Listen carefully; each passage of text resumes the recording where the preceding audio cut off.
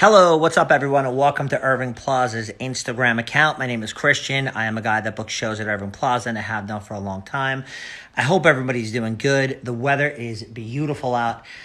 Some signs of normalcy. It's getting back to normal a little bit. We are so lucky today to have an amazing interview, and I see he's already on.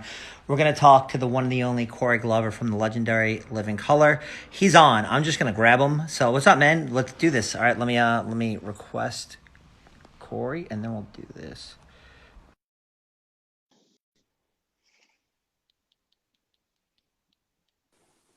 Hey, Hello, sir. How are how's you? it? Good. How are you?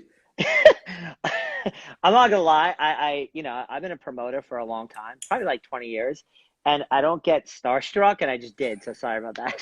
Sorry to start the It's start the all vibe like good. that. It's I'm all like, good.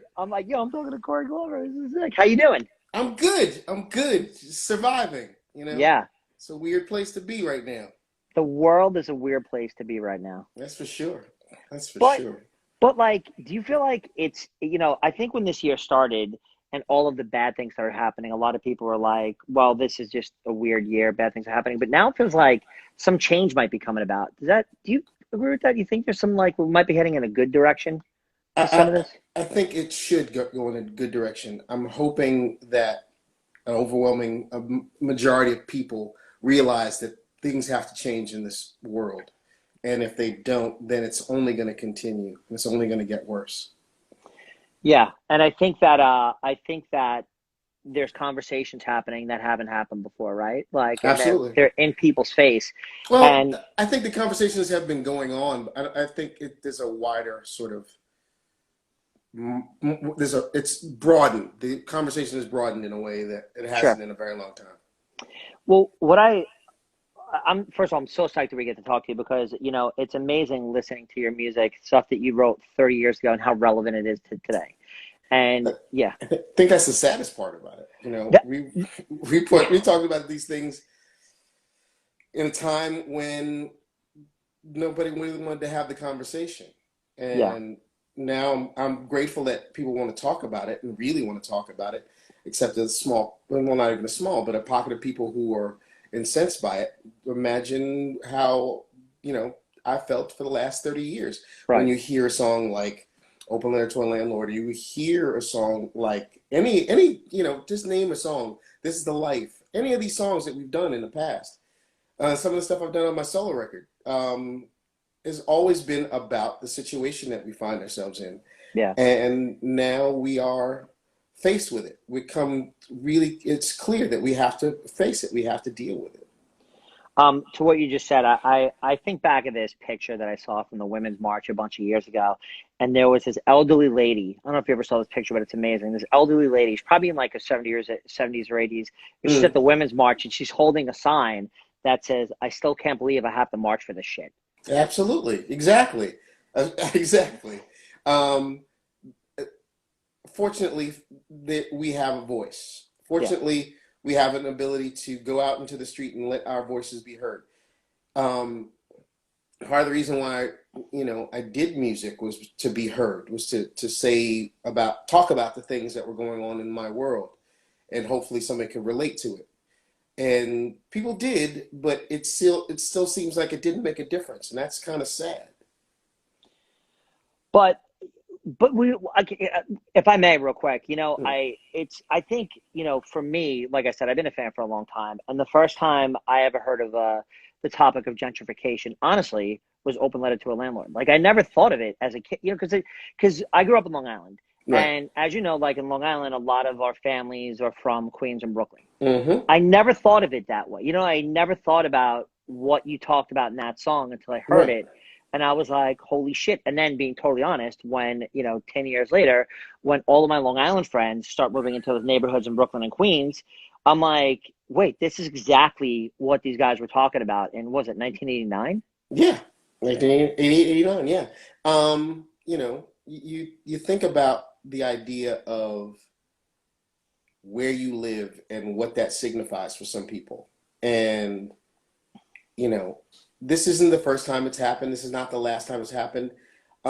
It's gone in many different directions and many different ways often.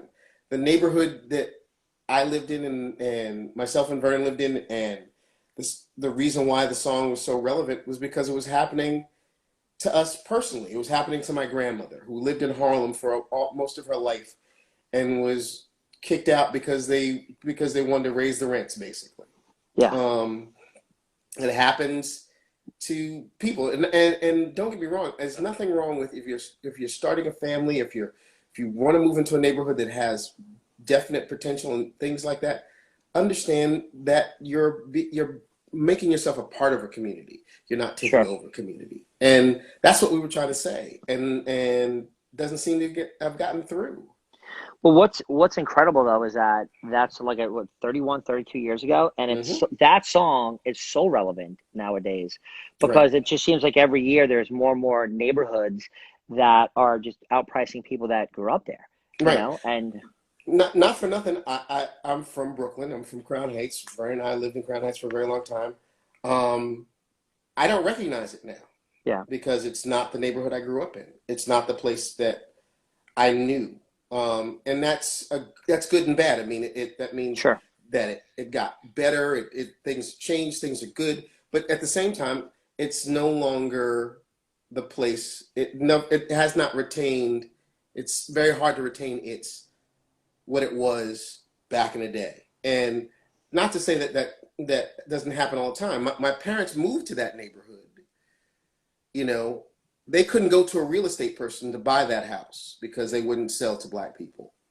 wow, Um, so I have to think of all the context in which that neighborhood has changed, and think about the context in which all of the things that we've talked about and we put in set to music is in a continuum of things that will change. right. And so, real quick, what I want to actually ask, since you guys have such an amazing history in New York, and just so anybody's tuning in who doesn't know who we are, I'm Christian. I book Urban Plaza. Urban Plaza is a venue in New York City. Right. And We've played there a bunch. you We guys played there a play there a lot. bunch, Yeah. and I'm like, to be honest, like, as a fan, I've seen you guys at CBGB's. Hmm. I saw you by yourself at the Bond Street Cafe, and Wow. like 19 because you had an off Broadway play that you guys were doing, Yeah, I was doing Fallen Angel. Fallen Angel. Yeah. Yeah, which Yeah. amazing. By the way, you at the Bond Street Cafe was one of the coolest things I've ever seen. So Thank you. it was amazing. Shooty's Groove played. It was an amazing night. Yeah, yeah, yeah. But it was a good show. But real quick though, but I do want to talk real quick about that old school New York flavor. So you guys you joined the band in '85. Yeah, 85, 86. Yeah. So where were you guys playing in the city? Like when you first joined the CBs? CB's, we played a lot. We played at Tramps when it was still across the street from Irving Plaza. That Wow. bar was Tramps at one point. Um, we played all over downtown. Save the Robots and the Pyramid. We played a bunch of places, a bunch of little dive bars and places like that in and around New York City. And I know All, you said that your neighbor, obviously the Crown Heights changed a lot in the past mm. 30 years. Just what's the state of New York of New York City between then when you guys first formed as a band as to what New York City looks like today?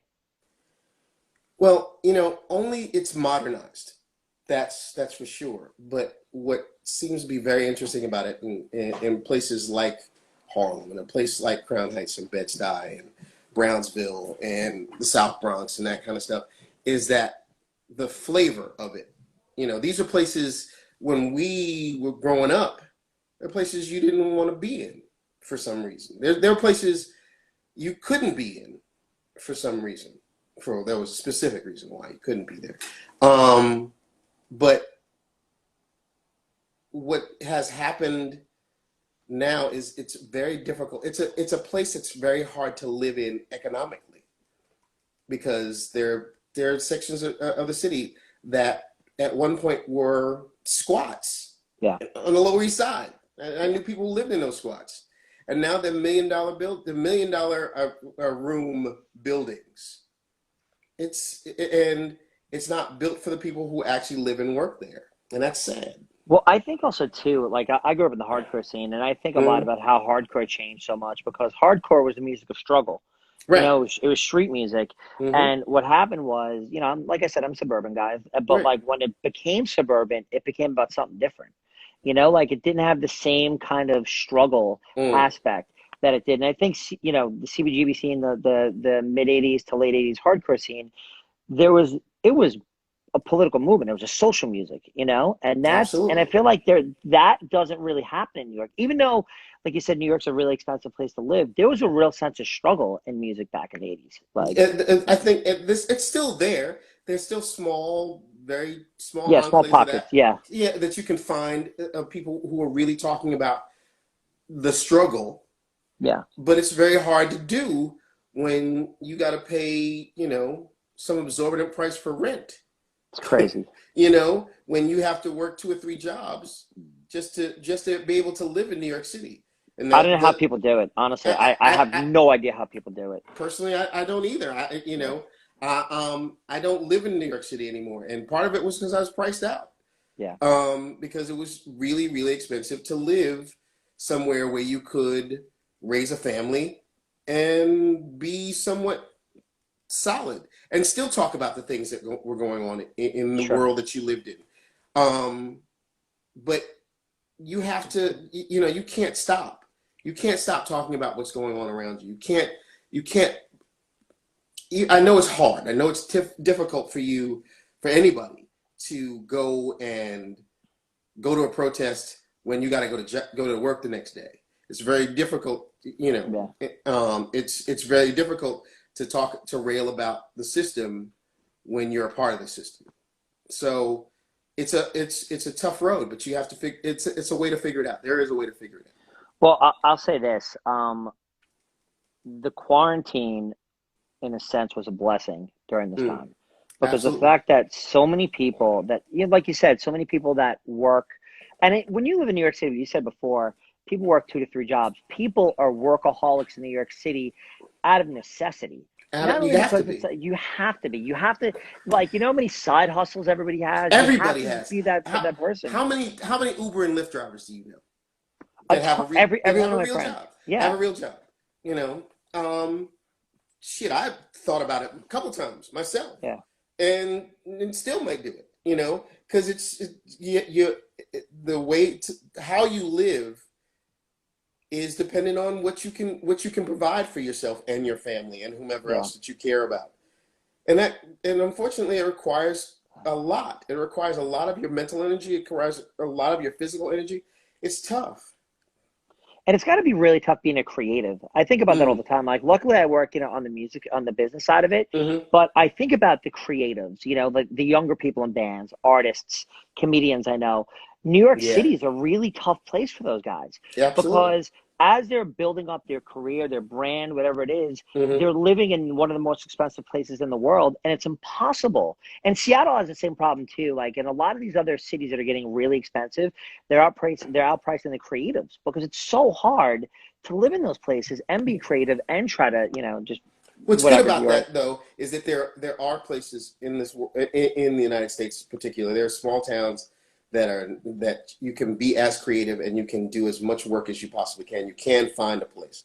People, and the other thing about the quarantine is that this gives a chance for two things. This gives a chance for you to hone your skills at home. You can shed as much as you want in your house. Trying to figure out how to record. I'm trying to yeah. teach myself that kind of stuff. Trying to teach myself how to play guitar. You can do all that stuff. You can start to write music about your situation now.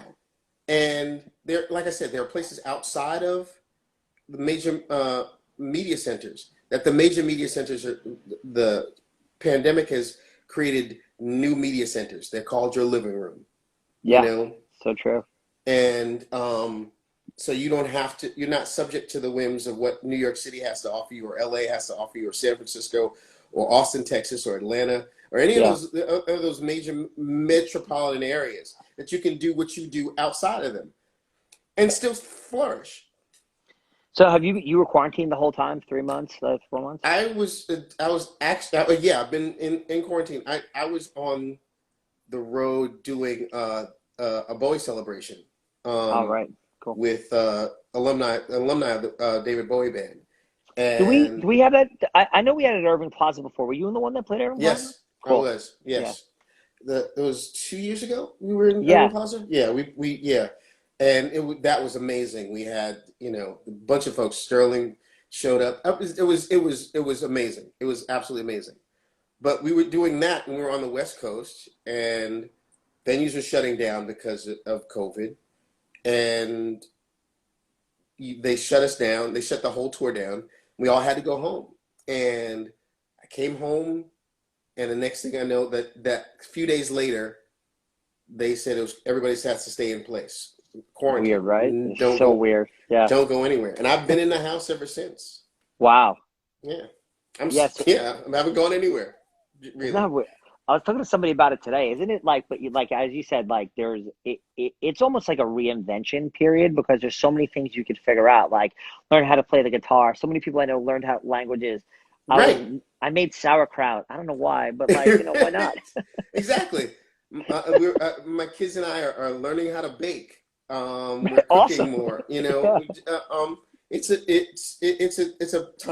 a great time to be learning. It's a great time to really understand yourself and really get a chance to be with yourself. Now more than ever, you have to be with yourself. And Yeah.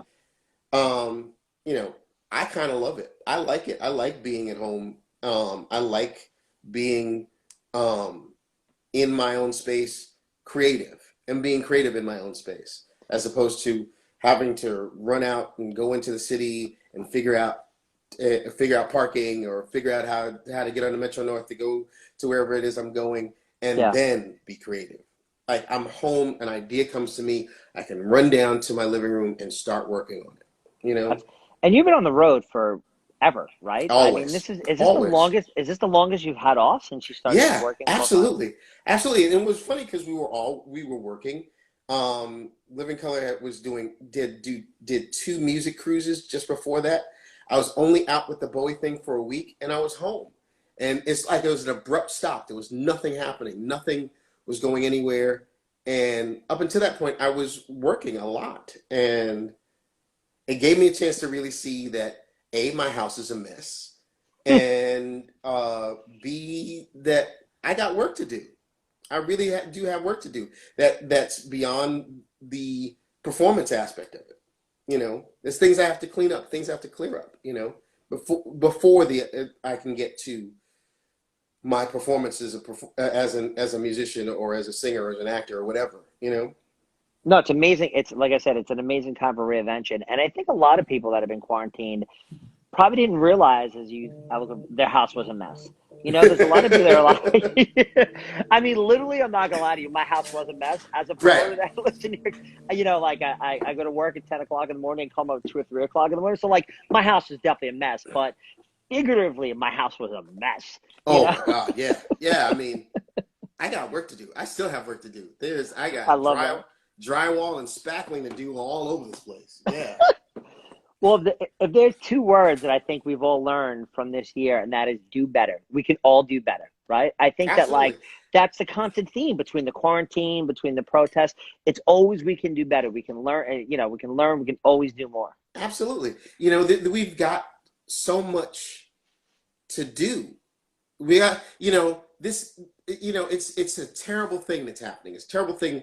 This COVID-19 thing is. It's a terrible thing what's going on when it pertains to police brutality and systemic racism and all those other things.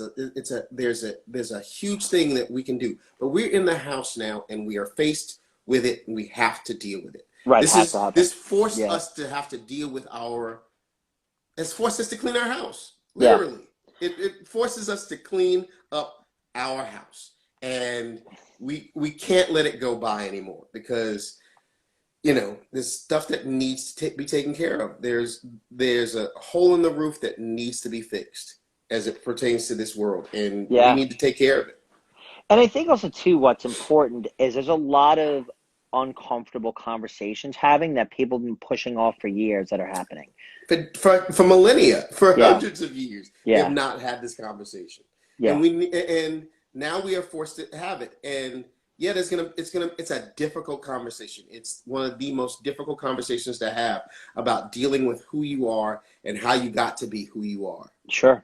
It's ridiculously tough It's Well, something. also, you know, that 4 months that you're in your house, that's a great time to reflect on that person that you are. Absolutely, You know, absolutely. and have those conversations. And I do feel like with the people, you know, that I talk to, a lot of people are like really honestly recognizing their privilege Mm. and the situation they were born in. And to be honest, that's hard for a lot of people to come to that realization. And a lot of people It's don't want to have that conversation. Being honest, no, they no. don't, and they don't even realize it's there.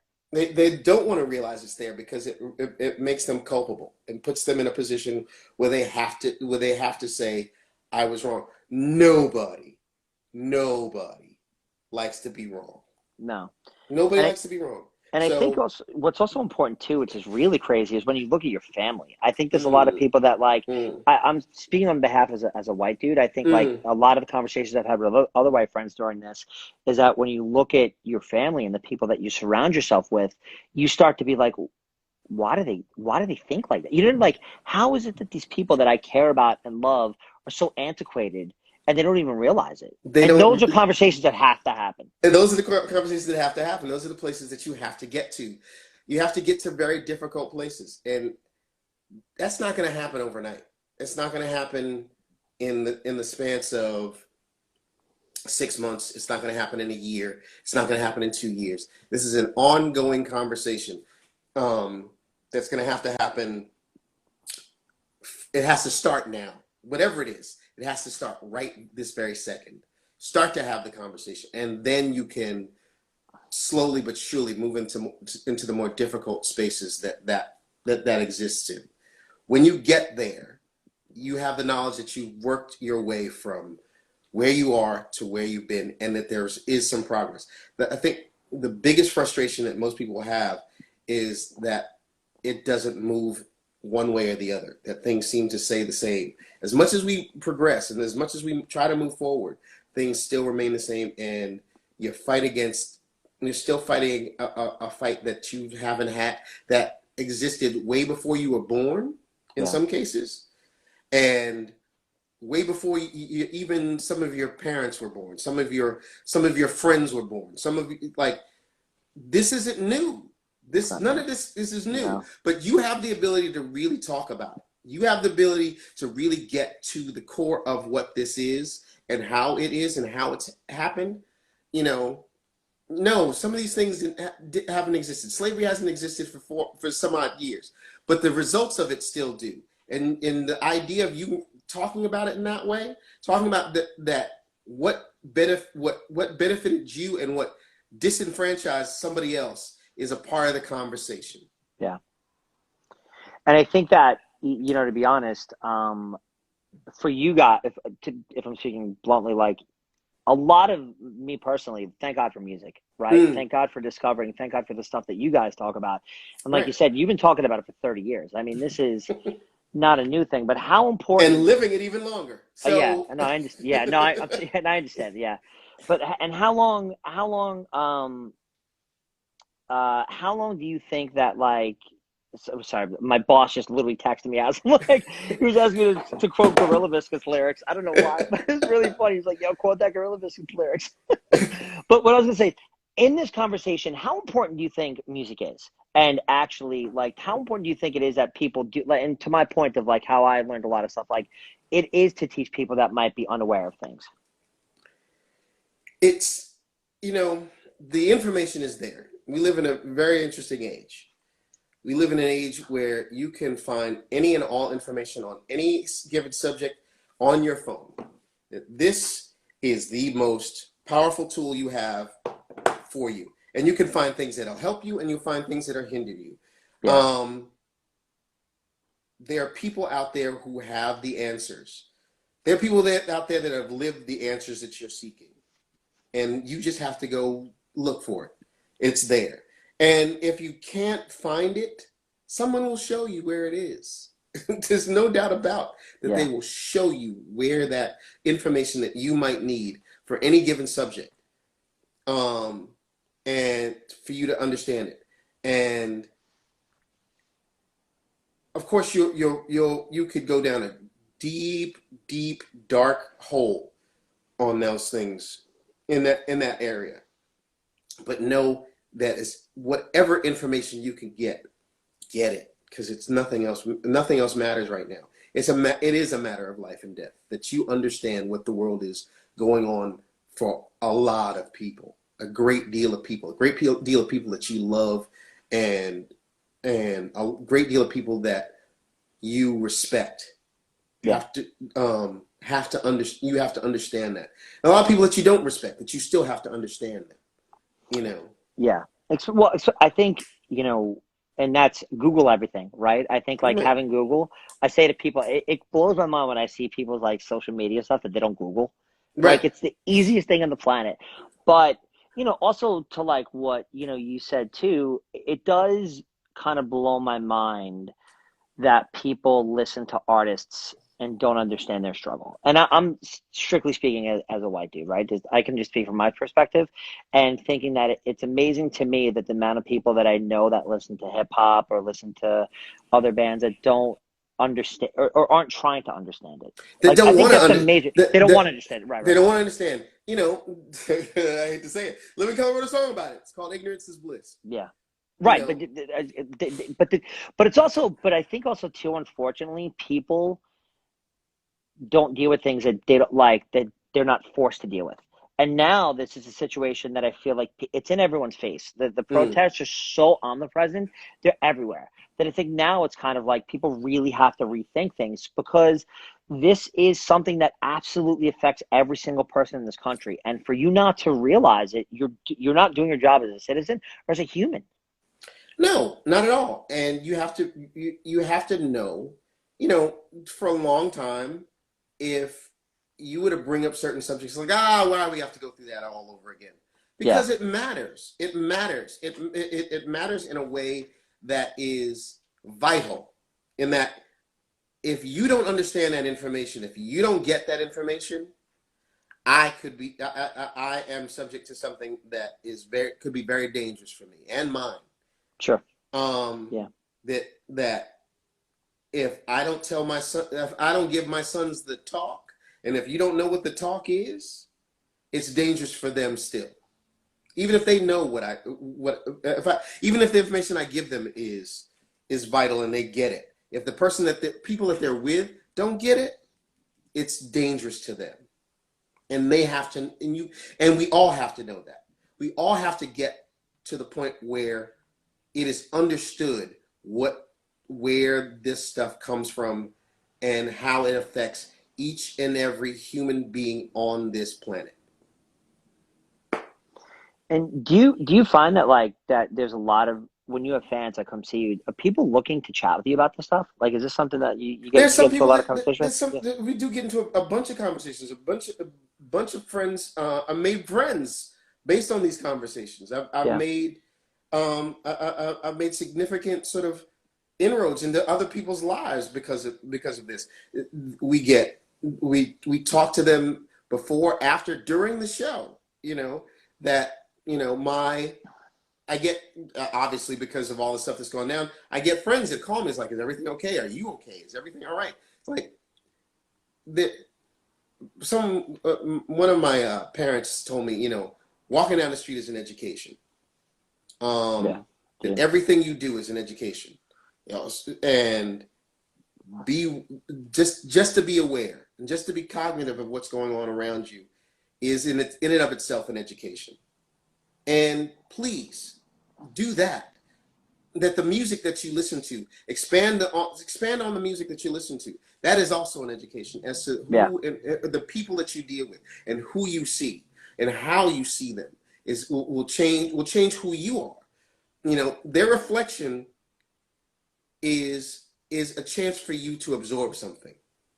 So please feel free. I implore everyone who's listening and anybody that you know to tell your friends, go educate yourself.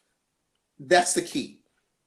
Key is education. The key is having the ability to have some to empathize and understand the people that you're dealing with, the people that are constantly around you. Your world is not the only world. Right. There are lots of other things going on around you. And empathy is such an important virtue, right? Because Absolutely. because a lot it's like we were saying before, a lot of people, like, ignorance is bliss, and if it does directly affect you, people don't see the reason to try to change it. And I feel Mm, like that's such on so many levels, but especially right. with this specifically what we're talking about now. Mm, It's like I feel like that is such an issue that people are not willing to put themselves in somebody else's shoes because it doesn't affect them. And that's, like I said, the tough conversations that people are having. I feel like those are the tougher conversations. It's with they are. it's with your for me, it's with my, I hope none of my family's watching, my Right. 65-year-old uncle, Right. like, no, but Right. actually I hope they are watching, to tell I you the hope. truth. Yeah. I hope I they hope are they are watching. watching. I hope they get it. I Yeah, really hope that they get it. it's those conversations with the 65-year-old white uncle that's never had to deal with racism in his life, Right. that doesn't get it because it doesn't affect him like it does Right. other people on a daily basis. That's Right. my point. Yeah. Those are the conversations that need to be had, and not everybody's going to get it, but everybody, you may not get it, but you need to understand that you're not getting it, and me having to live it are two completely different things. Yeah. That I live in a world that has that in places that you feel comfortable in that I don't, right? So uh, understand why that is, and maybe you don't care that I'm uncomfortable. Maybe you don't.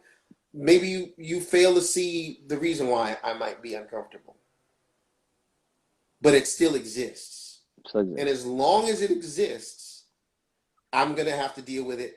And now you are too. yeah. And I think about you guys literally wrote a song 31 years ago about an incident that happened in Central Park 3 weeks ago. Mm-hmm. If you know that, like Yeah. because I saw you guys said that on your Mm-hmm. Instagram, and I was like, holy shit, like that's holy Right. shit. Right. It's we've the fact that not that not to be bragging, but this is we've said this, we say this constantly, we say it all the time, we always and we always get an elevator, and we always get that same thing, we always get that funny vibe. We walk down the street in certain neighborhoods, we always get that funny vibe. It hasn't, the fact that it hasn't changed just because we talked about it, I'm not, I don't feel like that it's necessary, but it has to be talked about. Just like I said before, it has to be talked about. This is what my world is. Yeah. This is what I look like. I have to deal with it. This is what I am. This is what I this is and this is how I deal with when I am interacting with you who doesn't look like me, who doesn't have to deal with those things. Understand that.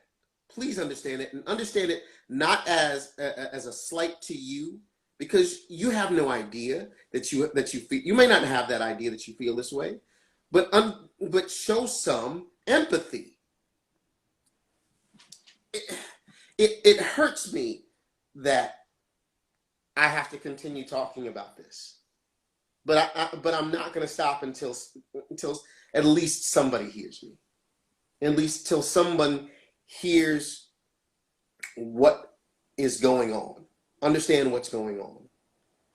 That, we wrote on our records a bunch of times, the struggle continues, and we have to continue this work. And I would imagine too, when you guys started touring off those records, you probably came in contact with a lot of people that you've had a lot of awkward conversations with. I get right, like I can't, especially I'm Oh metal, but yeah. like in the metal world, and some, like, there's Oh got to be yeah. some Oh ignorant fools yeah. out there that you just had to It, have some real we difficult had to conversations. we had to have some real conversations, and some people really had to understand, because there's a tendency when you decide to do something in a genre that they don't understand why you happen to be in it, that you have Right. to give some history first, that this is not the exclusive domain of these people, that belongs to everybody. Then you have to go into who I am as a person within the context of this, because and that I am not I may not be like anybody else that you know. And then you have to get to the point where, you know, understanding your privilege by even getting to this conversation with me. Yeah. Right. So it's always it's an educational thing that we have to go through constantly. And again, I'm trying, when I have these conversations, I fully understand, you know, I say I understand my privilege, but I don't, you know, like I am being 100% sincere when I say that. Like, I want to say that I'm aware of it, but I know I'm not fully aware of it. And anybody says that they're fully aware of it, they're full of shit, because learning is an ongoing process. You don't hit the stop sign and say like, I'm done learning. I'm learning every day. I'm Right. learning from this Every conversation day. every day. You know? Every day is a new conversation and a new thing to learn. Every day there is a place for you to learn something. Whether even if you're stuck in the house during quarantine, there's something new that you can learn, and it may not even be on the internet. It may not be on television. It may Right. be where you are right then and there. And hopefully it's something you learn about yourself and you can elevate yourself through that. And that's the important conversations to have. And that is like, you know, and I think about that too. I think about with cancel culture and other things where it's like, people have to learn. Like, it can't stop. It can't be like, people aren't going to go away, you know. Like, I Mm-mm. think that everyone has the opportunity to learn. They just have to take it, but they also have to realize we're never going to know everything, and they're going to learn something new from every conversation they have with somebody who's different than they are. I think Exactly, that's and just what it it and is. it doesn't matter how old you are, or how many Yeah. degrees you have, or how or the amount of times you spend with this other group. There are deeper understandings of other people around you than you'll ever that it's immeasurable, but you Yeah. can do it. But you can do it one piece at a time. That's Well, right, Haggis. It's about willing to learn and change. That's yeah. right. And it's, you know, what's crazy too, what I think about all the time is that we live, uh, despite all the things I said about New York before, New York culturally is the best place on the planet, right? It Like, is. it's expensive, but It is the most diverse place in the world. I fail to see in many places that has as much of world culture. There are very few places that have world culture that New York City, other than New York City. There's and very that's, few, and it's always, and even if they do, it's at a very small. It's always at a smaller scale. oh, nothing is like New York. And I mean, what's great too is that, like, as far as depending on whatever you're into, like as far as a foodie, Mm. there's no better place on the planet because Absolutely. it's Shout authentic. out to Because Chef Russell. That's my friend. oh, what's up, Recognize Chef Russell? Russell Jackson. That's my man. What's up? What's up? Yeah, yeah. No, it's true. Like, we have the best, because not only do we have, like, you know, all the whatever, we have the, you know, all the super fancy new restaurants, but we also have Mm-hmm. authentic neighborhoods. Like Yeah. Flushing is some of the best food on the planet. You know, like, you're not gonna get food like Flushing, or, you No. know, or Jackson Heights, or some of these neighborhoods that, like, Mm-hmm. nobody has food like that anywhere. It's the Nobody best has food place in like the that. world. I mean, you go to the parts of Brooklyn where you can find every type of cuisine that you can think of, from the highest end to just street level, push cart kind of stuff, and it's all amazing. It's all And amazing. Yeah. it's all amazing, and you can find, and it's something that you can't find anywhere else. And you, again, you have to be open to it. You just And have to be how open to it. and I like asking these questions from New York artists. How important is New York to your DNA, to who you are, to how you grew up? Oh, absolutely. It's essential. I wouldn't have the diversity of knowledge of other cultures if it wasn't for New York City. If it wasn't for the neighborhood I lived in, and being able to hear salsa and merengue and reggae and dance hall and soca and calypso and heavy metal and R&B and everything else that's and gospel music, all melded in together and became what Living Color is, Right. and anything my musical expression is. Well, you guys are, as far as, like, I think you guys are the quintessential New York band, because you're a combination of everything you just mentioned, Right. right? Like, and that's what makes you guys, to me, so New York, is that very essential mix of all different musical stuff. And when you listen to a band like you guys, you can hear all the Right. you know all the Right. influences are there. And, all of us are from the 5 boroughs in some way, shape, or form. All of us, like, we're from Brooklyn. We're from the Bronx. We're from, some of us live in Staten Island. Vernon lives in Staten Island right now. Muzzy, the old bass player, lived in Queens. We've all had a part of everything about New York City was in this band. That's cool. Right, that's what we all brought to the table. And the boroughs, it's funny people don't realize this, but depending on what borough you grew up in, you'd bring a different flair to the conversation. Because I think, like, I grew up in Long Island, but I've lived in Queens for the past, 11 to 12 years. I think there's something different about Queens me than, like, my Brooklyn friends. Absolutely. Like, something different, or Staten Island people, or Bronx. Yeah. Like, I think that we all bring something totally different to the table. Me and Will are the same age, exactly the same age. He's from the Bronx, I'm from Brooklyn. It's two completely different sort of expressions coming out of each other, Yeah, it's so true. There's a Bronx way of dealing. I mean, even if you're really deep into it, you could hear a different accent from somebody from Corona to somebody from Queensbridge. It's a completely different accent. If you really check it out, there's subtle differences, but there are differences. I remember years ago somebody telling me that Vinny Stigma from Agnostic Front has a New York City accent. Right. Like, not a Brooklyn accent. A New York City accent. Right. If you listen to him, he is straight from Canarsie. And you know Canarsie from Bed-Stuy. You know the difference. Right. It's true. Oh, I love this. All right, wait. I got some real quick. These things shut up after an hour. There's a million things we can talk about, but I want to actually give you one quick story. So, 5 years. I can't remember the year. Whatever. 5-6 years ago. It's irrelevant at this point. Afropunk Fest. Right. One of my and I go to 200 shows a year. One of my favorite moments I can remember, honestly, in recent music is you singing from Bad Brains. Right. You roll out and you just say, "What up, Brooklyn?" And I swear to God, when I think about it, I still have goosebumps. Dude, I'm telling you, because that was my epitome of punk rock utopia.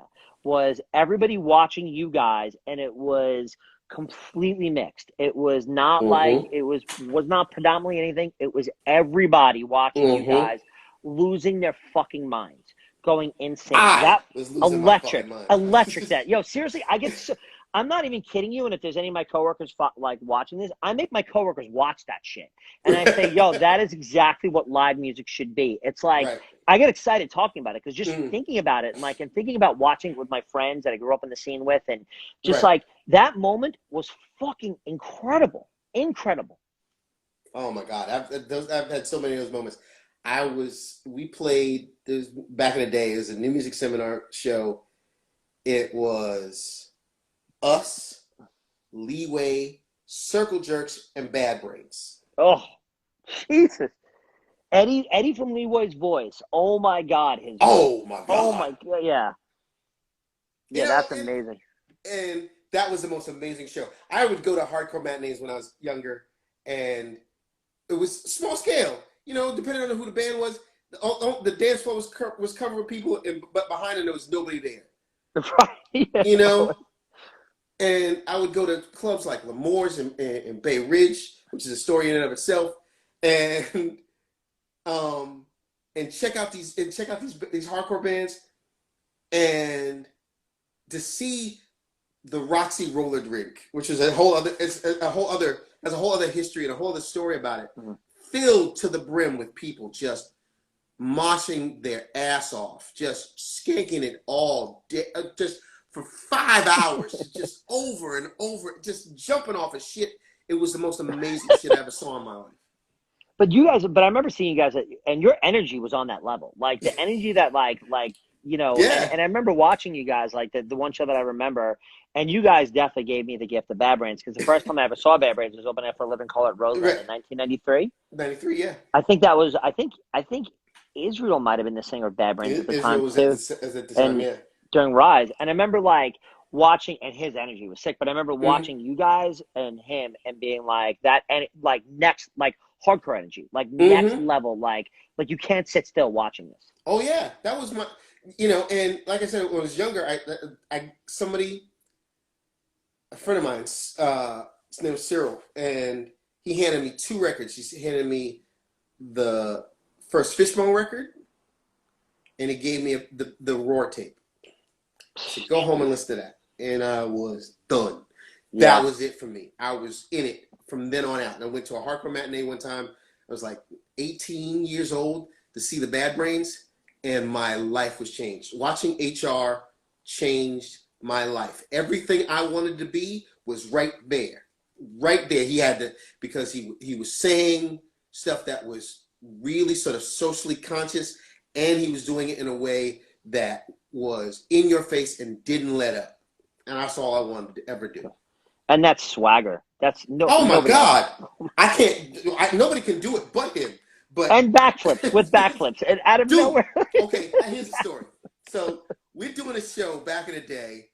I don't think we just got signed.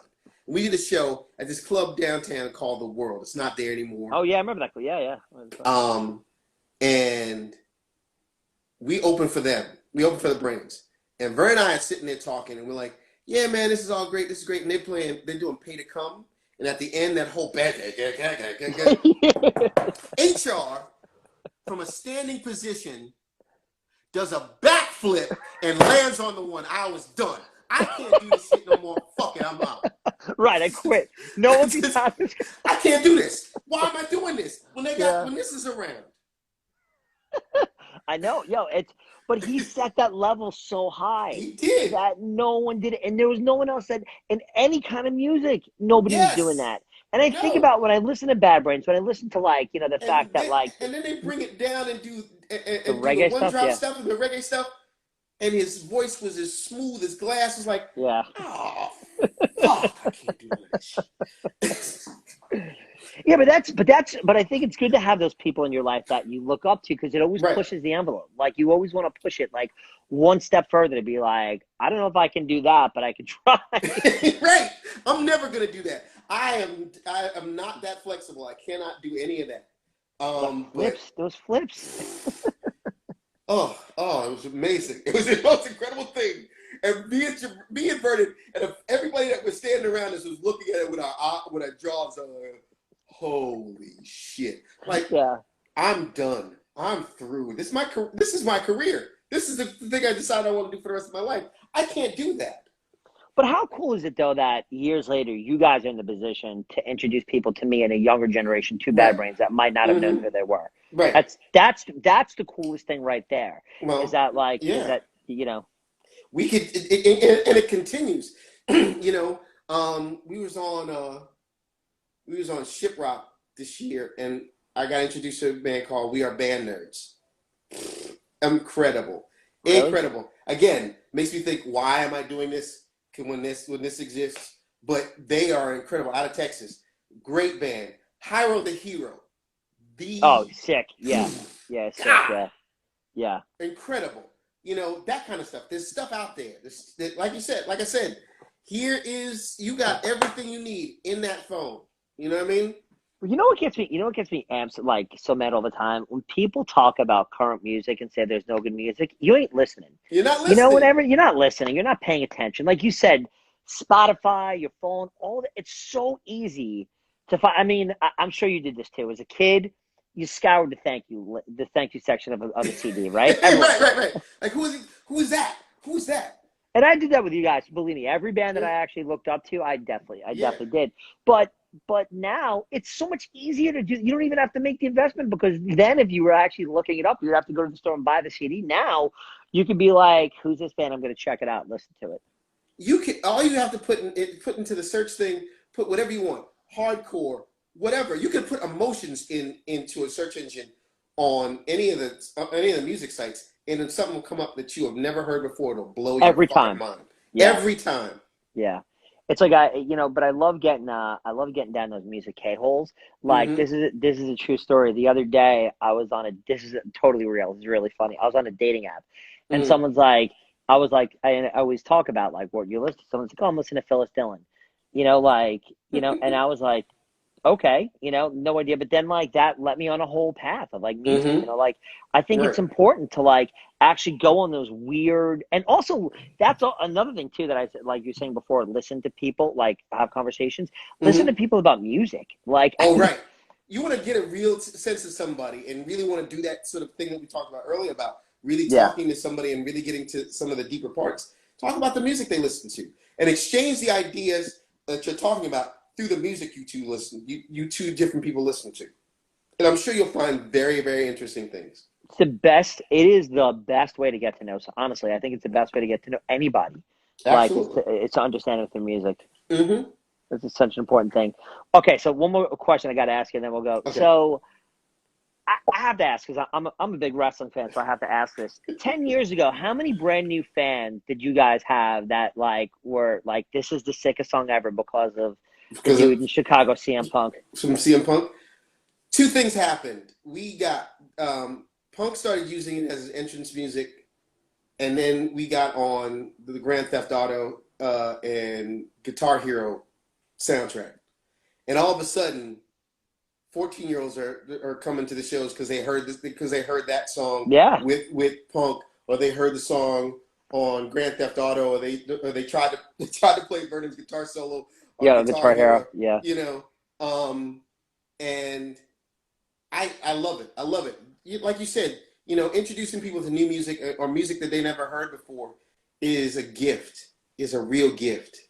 yeah. Well, I gotta say, it made me re-love my like get back my love for that song because being at an arena and hearing those guitar riffs before that dude came out, with the lights and all the shit that happened in the Right. wrestling event, it is sick. I mean, he's not that Punk hasn't wrestled in a few years, but when he No. was wrestling, holy shit! Like that song was the perfect accompaniment for him to come out. It just And gives so much and energy. basically it's based on the fact that this was the entrance music for his little league team.